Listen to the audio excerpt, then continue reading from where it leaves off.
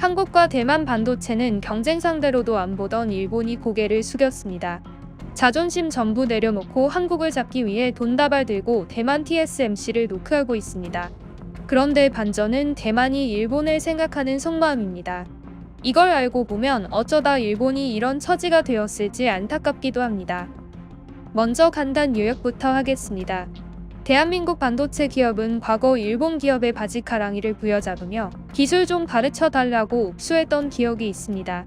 그만큼 전 세계를 휘어잡던 일본 반도체 기업에게 대한민국 반도체 기업은 신경조차 쓸 필요 없는 변방에 불과했습니다. 하지만 그랬던 한국이 이제는 일본도 넘보지 못할 세계 최강의 반도체 강국이 된 것은 누구나 아는 사실입니다. 통쾌한 역전 말로 홈런이 아닐 수 없습니다. 그 가운데 일본이 이제는 한국을 무시하던 태도에서 벗어나 대만까지 끌어들여서라도 한국이 장악한 반도체 시장에서 다시 부활하겠다는 계획을 품고 있습니다.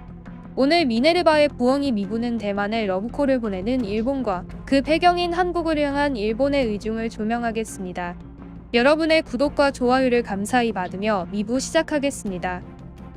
먼저 일본 경제산업성이 대만 반도체 파운드리 업체 TSMC를 향해 일본 내 공장 건설에 4조 5천억 원을 지원하겠다고 손짓했습니다. 일본은 파운드리 세계 1위를 자랑하는 TSMC 공장을 자국에 유치해 경제 효과와 함께 반도체 산업에서도 효과를 볼 것으로 계산하고 있습니다.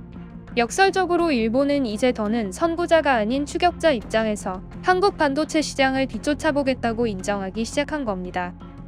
일본이 대한민국에게 머리를 숙인 것을 넘어서서 이제는 대만 앞에서까지 자존심을 내려놓은 겁니다. 결국 일본은 더는 자신들 혼자 무언가를 시도해서는 한국 반도체를 따라잡을 수 없는 격차까지 이르렀다는 판단을 내렸습니다. 일단 일본의 제안은 잘 돌아가는 것으로 보입니다. TSMC 역시 안 그래도 중국의 자국 위협 등으로 대만뿐만 아니라 다른 나라로의 공장 분산이 필요하다는 생각을 하던 찰나였습니다. 그러던 중 때마침 일본이 공장 건설 비용 절반에 이르는 4조 5천억 원의 거금을 지원해주겠다고 하니 크게 거절할 이유는 없습니다. TSMC는 선뜻 일본 정부의 손을 잡았습니다. 그러나 역설적으로 전 세계 반도체 전문가들은 한국의 콤플렉스를 느끼는 일본의 심정은 이해하지만 이미 열차는 떠난 것 같다는 평가가 대다수입니다. 이미 머리카락 굵기 1000분의 1까지 다투는 극강의 나노미터 기술 경쟁으로 치달은 것이 오늘날의 반도체 시장입니다. 말 그대로 한국의 삼성전자나 SK하이닉스 엔지니어가 1년 이상 장기 휴가를 가지 않는 이상 일본이 이런 기술 격차를 좁히기에는 쉽지 않다는 예상이 대다수입니다. 일본의 이런 대만 구애를 두고 아예 한국 네티즌들 사이에선 과거 대만이나 한국 따위는 보지도 않던 일본이 어쩌다가 이렇게 됐느냐며 차라리 우리가 그랬던 것처럼 이제는 일본 기업이 한국어를 배워서 반도체 기술 좀 가르쳐 달라고 하는 게 나을 것이란 우스갯소리마저 나오고 있습니다. 그런데 이런 한국 네티즌들의 반응이 실제로 존재하는 기묘하고도 재미난 현상도 나타났습니다. 과거 일본 반도체 기업 히타치의 기술자로 불리는 유노가미 다카시 미세가공연구소 소장이 일본은 반도체 부활을 원하면 한국에서 배워야 한다라고 목소리를 높였습니다. 게다가 그는 최근 경제지에 기고문을 내면서 일본이 대만 TSMC의 일본 내 공장 건설을 지원하는 것도 언팔의 오줌 누기 시기라는 뉘앙스로 분류해버렸습니다.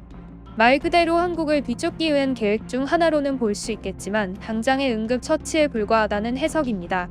그저 한국을 뒤쫓기 위해 일본이 급한 마음에 뭐라도 해보겠다는 이상도 이하도 아니며 근본적 해결책은 더더욱 아니라는 비판입니다.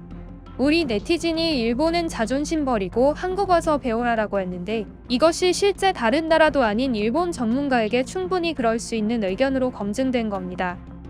재밌는 건 또 있습니다.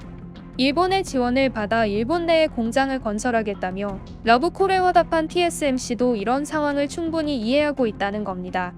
대만 TSMC가 이런 판단을 하고 있는데도 일본의 돈을 받아 공장을 건설한다는 겁니다.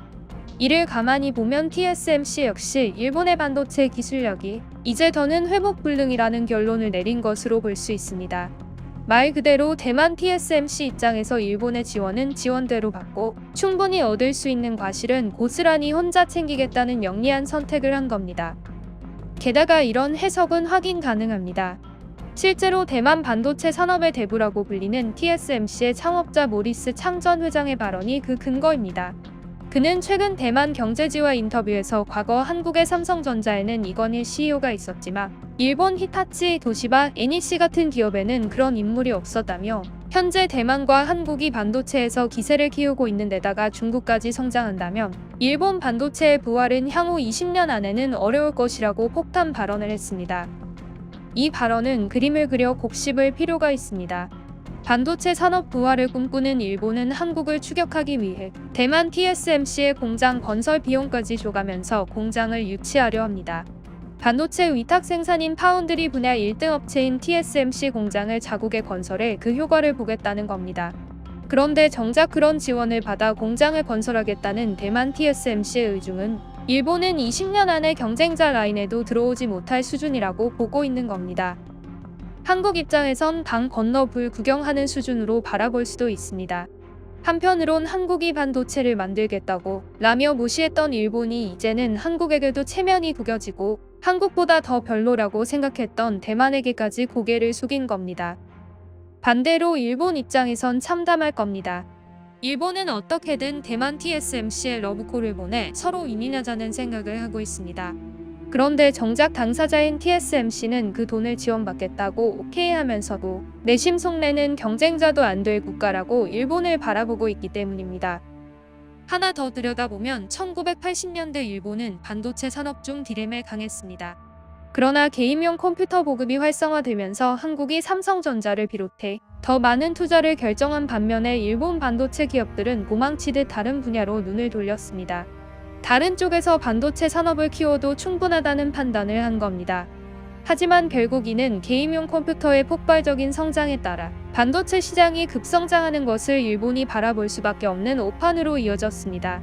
이를 두고 일각에선 당시 자금력이 풍부했던 삼성전자와 달리 일본 반도체 기업이 자금력에서 밀려서 이런 결정을 했다라고 반박하기도 합니다.